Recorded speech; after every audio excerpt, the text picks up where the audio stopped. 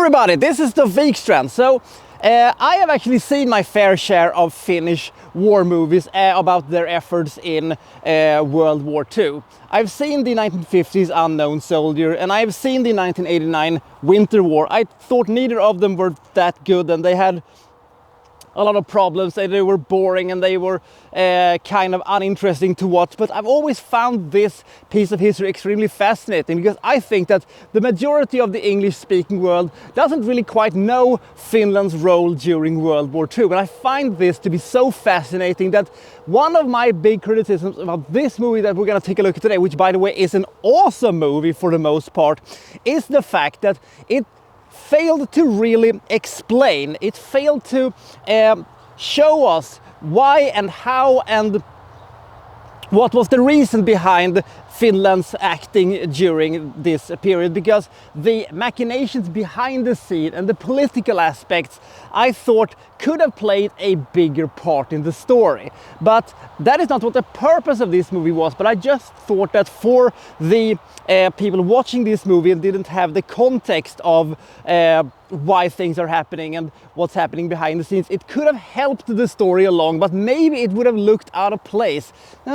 I don't know, but anyway, we're going to take a look today what is arguably one of the biggest Finnish movies that has ever been made, and with some margin the greatest movie from Finland I've ever seen. Let's review the movie, The Unknown Soldier.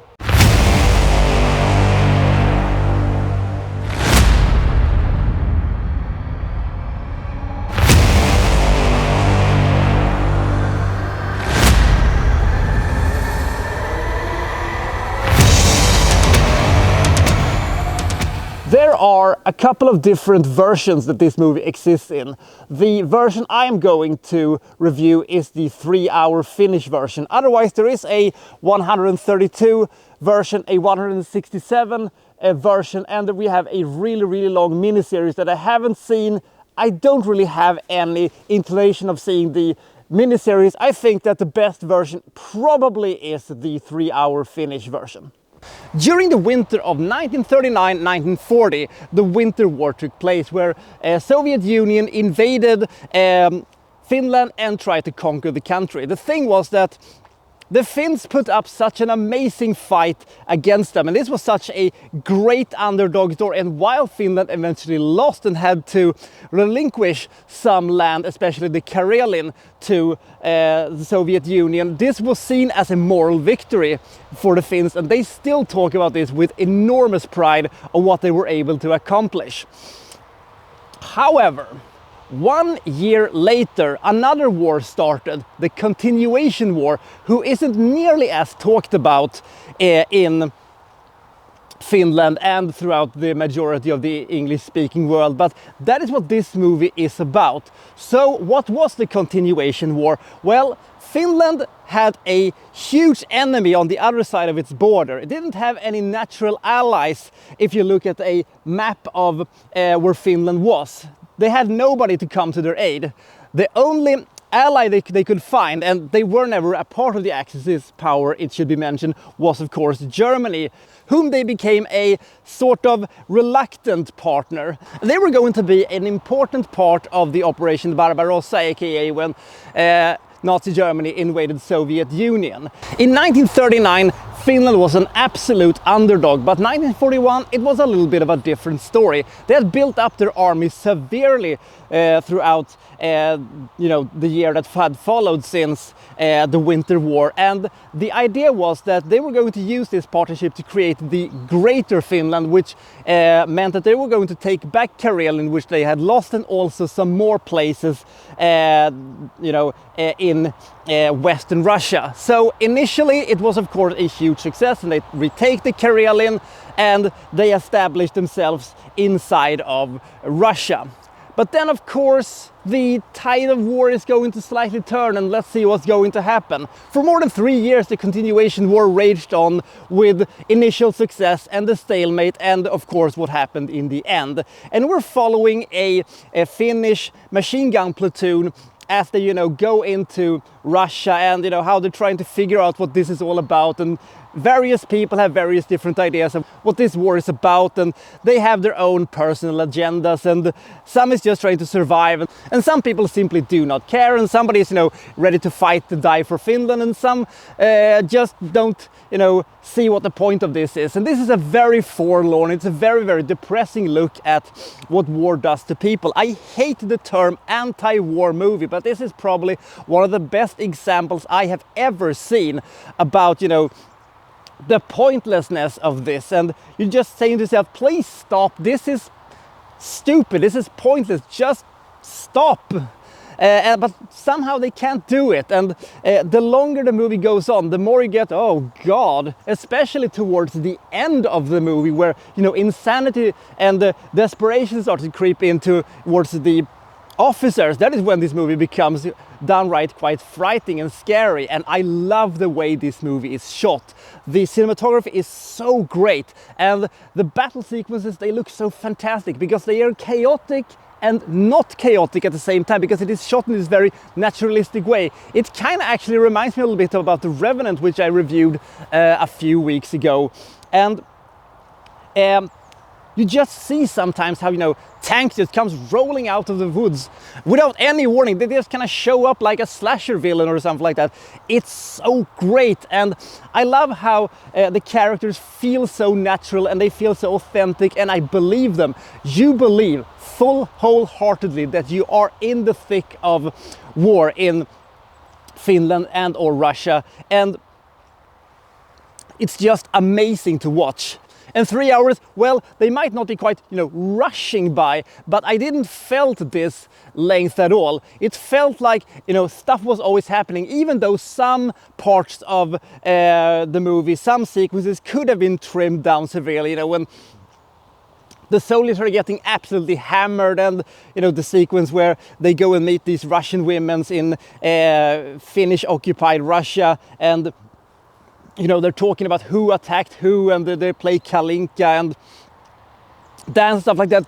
The sequences seems to go on forever, and you're thinking to yourself, what's the point of all of this?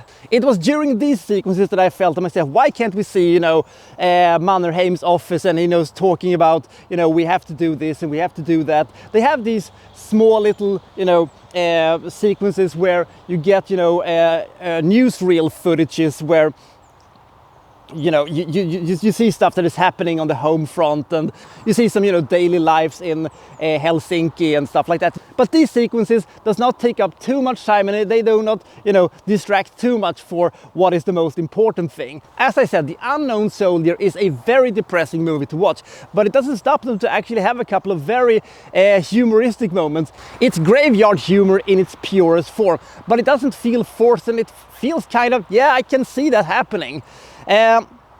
In the end, I think that The Unknown Soldier is a very, very, very good war movie with compelling characters, a fascinating story about what happened. I am not a super expert on Finnish history, but from what I have gathered, this movie doesn't take that much liberty with history, and it pretty much tells the story exactly how it played out. I also like the fact that we sometimes get these kind of snippets into, the Finnish Civil War that took part around 25 years prior to World War II. That the scars from that thing is still very much alive when World War II was raging on. As I said, I wish that they could have incorporated more of the historical context, the political and the strategic military aspects of the whole thing. But maybe if we would have done that, we would have lost the, perspective of the battalion that we're following. But I don't know. But if you've never seen this movie, I really, really recommend you to see it. It is not a classical war movie in the sense that there are a lot of tropes and cliches that you see in war pictures that is not present in this movie. They do not follow the regular rules as many war movies have when they do this, mainly because that they're following a section of a war, not a battle or an event, but the entire thing. They do not follow this up with the Lapland War, where Finland had to fight a quite different enemy, Nazi Germany. But that movie was not as big, nor was it as cinematic or had such a compelling story as compared to the continuation war.